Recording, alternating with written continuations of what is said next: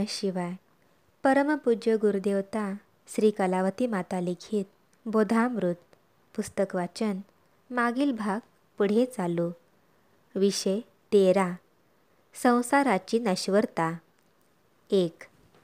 संसारातील न्यूनता कमी करण्याच्या मागे लागणे म्हणजे मातीची भिंत धुवून स्वच्छ करण्यासाठी झटण्याप्रमाणे आहे. त्यापेक्षा आपले मन परमेश्वराकडे लावण्याचा प्रयत्न केल्यास आपण खास सुखी होतो. इतकेच नव्हे तर आपल्यामुळे भोवतालच्या लोकांच्या दुःखाचा भार देखील बहुतांशी कमी होतो. 2.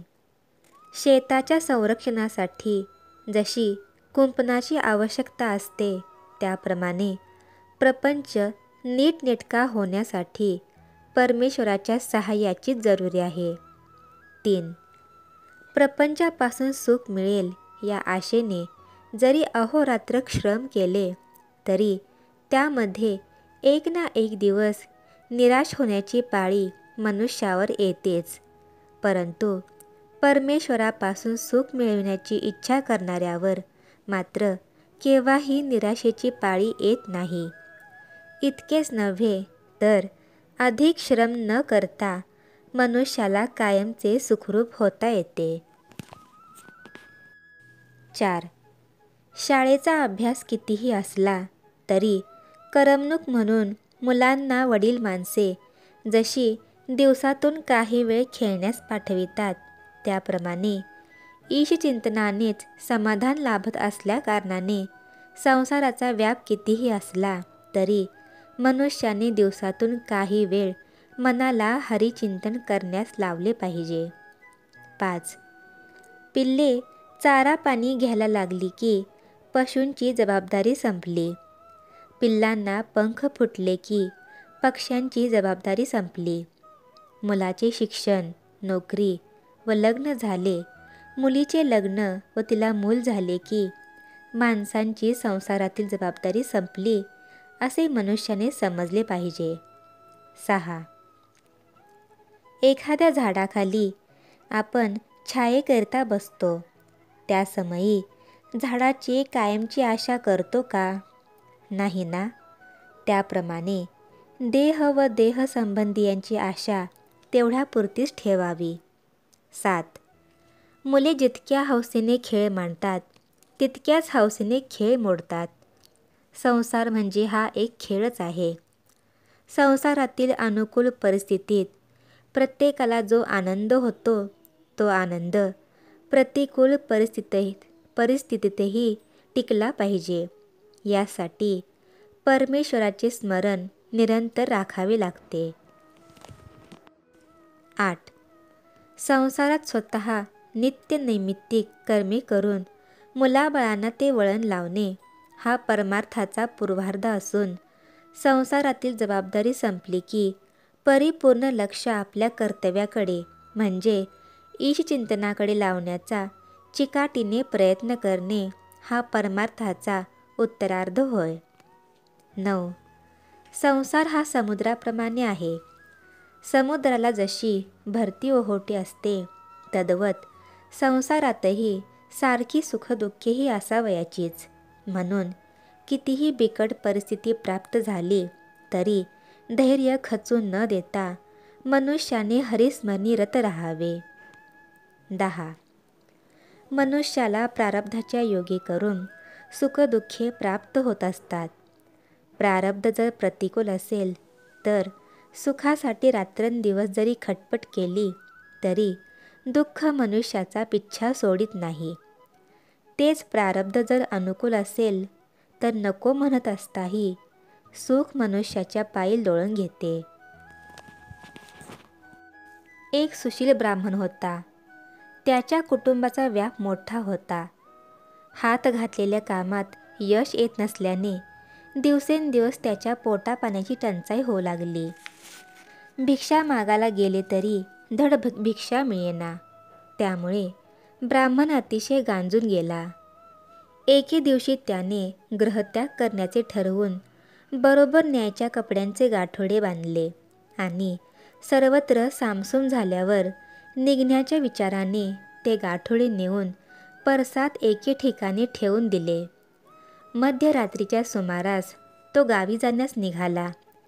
जेव्हा ते गाठोडे घेण्यासाठी तो त्या जागी गेला, तेव्हा त्याला त्या गाठोड्या शेजारी दुसरे एक गाठोडे दिसले.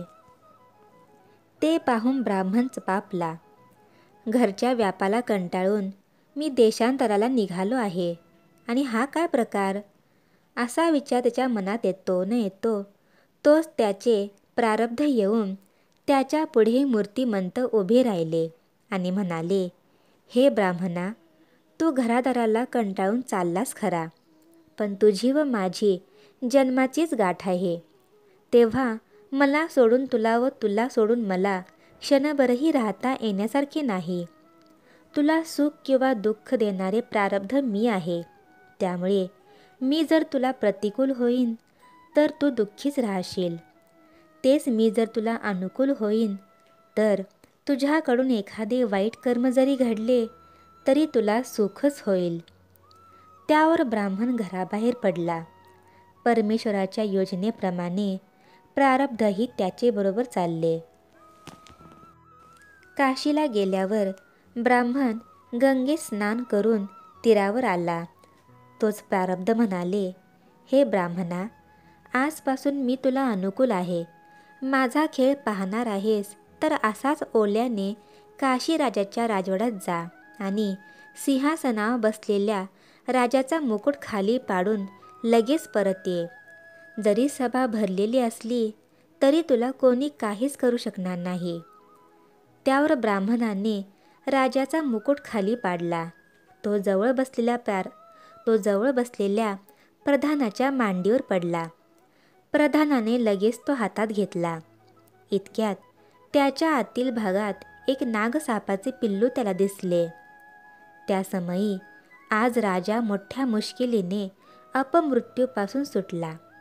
ज्याने मुकुट खाली पाडला तो सामान्य नसून कोणीतरी अंतर्ज्ञानी पुरुष असावा, असे प्रधानास वाटले. त्यावर प्रधानाने राजाज्ञेवरून त्या ब्राह्मणाचा शोध लावला आणि त्यास पालखीतून मिरवीत राजवाड्यात आणले. तेव्हापासून राजवाड्यातील सर्व लोक गुरु म्हणून त्याला मान देऊ लागले. राजाचे तर गुरुवर इतके प्रेम जडले की आपल्या गुरुपासून क्षणभरही लांब राहणे त्याला जड वाटू लागले. काही वर्षानंतर एके दिवशी राजा शिकारीला जातेवेळी आपल्या गुरुला बरोबर घेऊन गेला. फिरून फिरून दमणूक झाली म्हणून ते दोघेही एका झाडाखाली विश्रांती घेऊ लागले.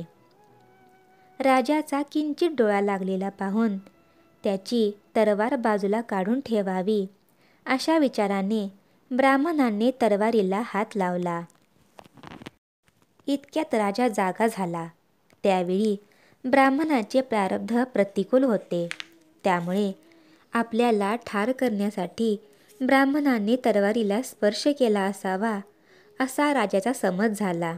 त्यामुळे लगेच त्याने त्या ब्राह्मणाला सेवकांकडून बंदीत ठेवविले. तात्पर्य: प्रारब्धाचा खेळ जरी असा आहे तरी ईश्वराचे सहाय्य घेतले असता मनुष्याला त्याची झळ लागत नाही. इतकेच नव्हे तर त्याच्या कृपेने दुःख भोगण्यास लावणारे प्रारब्ध देखील नाश पावते. उदाहरणार्थ, सुदाम्याचे विधिलिखित आजन्म दरिद्री राहणार असे होते, पण त्याने श्रीकृष्णचरणी मन वाहिल्यामुळे कृष्ण कृपेने त्याचे विधिलिखित साप पुसले जाऊन तो सकल वैभवाने नटला. याचकरिता तुकोबारायांनी प्रारब्धेची जोडे धन, प्रारब्धेची वाढे मान, प्रारब्धेची भरे पोट, तुका करीना बोभाट असे म्हटले आहे. श्री सद्गुरुनाथ महाराज की जय.